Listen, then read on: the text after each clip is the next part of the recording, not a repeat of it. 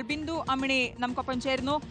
ശ്രീമതി ബിന്ദു അമ്മിണി, സർക്കാരിന്റെ മാറ്റം അത് എങ്ങനെ കാണുന്നു? കാരണം ഇതൊരു തെരഞ്ഞെടുപ്പിന് തൊട്ടു മുൻപുള്ളതാണ് ഈ യു ടേൺ എന്നുള്ളതാണ്. ഒരു ചില പ്രസ്താവനകൾ ചില ആളുകളുടെ ഭാഗത്തു നിന്ന് വന്നു. ഇപ്പൊ ക്യാബിനറ്റ് കൂടുമെന്ന് അറിയുന്നു എന്നല്ലാതെ ഔദ്യോഗികമായിട്ട് നിലപാട് മാറ്റിയതായിട്ട് നമുക്കറിയില്ല. അത് സുപ്രീം കോടതിയിൽ നാളെ നിലപാട് അറിയിക്കുമെന്നുള്ളതാണ്. സുപ്രീം കോടതിയിൽ നാളെ അവര് അഫിഡവിറ്റ് ഫയൽ ചെയ്ത് അഫിഡവിറ്റ് നമ്മുടെ കയ്യിൽ കിട്ടി അത് കണ്ടു കഴിഞ്ഞാൽ മാത്രമേ നമുക്ക് അതിനകത്ത് എന്താണ് എന്ന് പറയാൻ പറ്റുള്ളൂ. സംസ്ഥാന സെക്രട്ടറിയിലെ തീരുമാനമാണെന്നും അറിയുന്നു. സെക്രട്ടേറിയറ്റ് തീരുമാനവും സർക്കാർ തീരുമാനവും രണ്ടാണല്ലോ. അതിനെ നമ്മള് സർക്കാർ എന്ന് പറയുമ്പോൾ UDF ആയാലും LDF ആയാലും BJP ആരാണെന്നുണ്ടെങ്കിലും ആ സർക്കാർ എന്ന് പറയുന്നതിന് നമ്മൾ സ്റ്റേറ്റ് ഓഫ് കേരള എന്ത് സ്റ്റാൻഡ് എടുക്കുന്നു എന്നുള്ളതാണ്.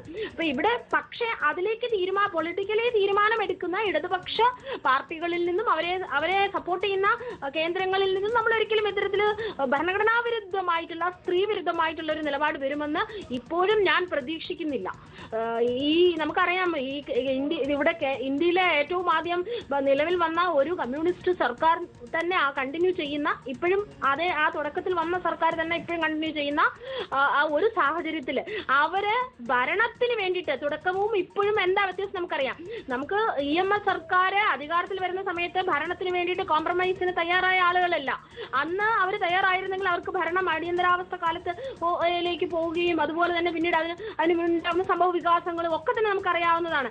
ഇത്തരത്തില് വളരെ പ്രക്ഷുബ്ധമായിട്ടുള്ള സാഹചര്യങ്ങളിൽ ഒന്നും തന്നെ നിലപാടിൽ നിന്ന് പിന്നോട്ട് പോകുവാനോ അധികാരത്തിന് വേണ്ടിയിട്ട് കോംപ്രമൈസ് ചെയ്യുവാനോ തയ്യാറാകാതിരുന്ന ഒരു സർക്കാരിൽ നിന്ന് 2026 എത്തുമ്പോഴേക്ക് അധികാരത്തിന് വേണ്ടിയിട്ട് കോംപ്രമൈസ് ചെയ്യാൻ എന്തും ചെയ്യാൻ തയ്യാറാകുന്ന ഒരു സർക്കാരിലേക്ക് നിലപാട് മാറാൻ തയ്യാറാവുകയാണെങ്കിൽ തീർച്ചയായിട്ടും അതിന്റെ ഭവിഷ്യത്ത് വളരെ വലുതായിരിക്കും. ഭരണഘടന നൽകുന്ന വളരെ മാറില്ല എന്നാണോ കരുതുന്നത്?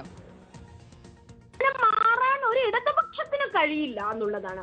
അങ്ങനെ മാറുകയാണെങ്കിൽ സ്വാഭാവികമായിട്ടും അധികാരത്തിന് വേണ്ടി നിൽക്കുന്ന മറ്റു പാർട്ടികൾക്ക് ഒപ്പം തന്നെ ഇവരെയും വിലയിരുത്തപ്പെടുകയും തീർച്ചയായിട്ടും ചരിത്രത്തില് അത്തരത്തില് രേഖപ്പെടുത്തപ്പെടുകയും ചെയ്യും. അങ്ങനെയുള്ളവരെ ശബരിമലയിൽ കയറ്റാൻ മുന്നിൽ നിന്നിട്ടുള്ള സർക്കാരാണ്. ആ സർക്കാരിന്റെ ഒരു നിലപാട് മാറ്റം അങ്ങനെ വന്നു കഴിഞ്ഞാൽ ഏത് രീതിയിലായിരിക്കും ഒരു പ്രതികരണം ഉണ്ടാവുക, പ്രതിഷേധം ഉണ്ടാവുക?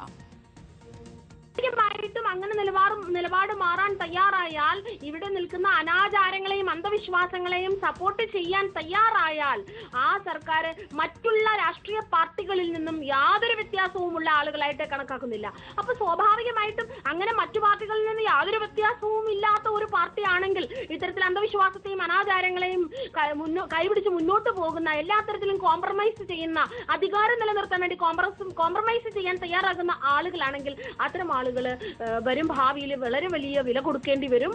തീർച്ചയായിട്ടും നമ്മൾ ഒരിക്കലും ഇത്തരത്തിലുള്ള ഒരു പാർട്ടിയിൽ നിന്ന് അങ്ങനെ ഒരു അവർ ഭരിക്കുന്ന അവരുടെ നേതൃത്വത്തിലുള്ള സർക്കാരിൽ നിന്ന് ഇത്തരം ഒരു സമീപനം ഞാൻ ഇപ്പോഴും പ്രതീക്ഷിക്കുന്നില്ല.